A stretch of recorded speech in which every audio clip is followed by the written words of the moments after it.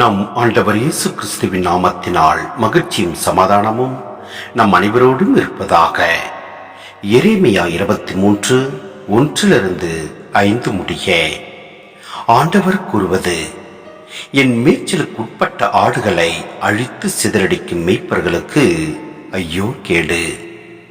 தம் மக்களை வழிநடத்தும் மேய்ப்பர்களுக்கு எதிராக இஸ்ரேலின் கடவுளாகிய ஆண்டவர் கூறுவது இதுவே: நீங்கள் என் மந்தையை சிதறடித்து விட்டீர்கள், அதனை துரத்தி அடித்தீர்கள், அதனை பராமரிக்கவில்லை.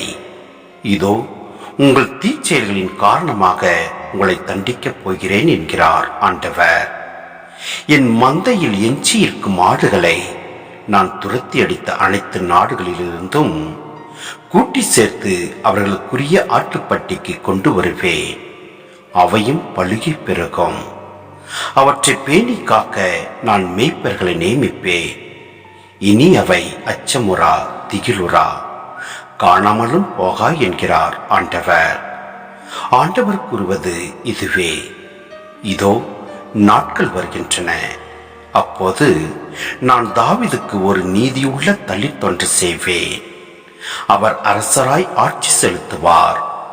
அவர் நாணமுடன் செயல்படுவார். அவர் நாட்டில் நீதியையும் நேர்மையையும் நிலைநாட்டுவார். சிந்தனை: மேய்ப்பர்கள் மற்றும் போலி இறைவாக்கினர்களுக்கு எதிராக சொல்லப்பட்ட இப்பகுதி மக்களுக்கு நம்பிக்கை தருவதாக அமைந்துள்ளது.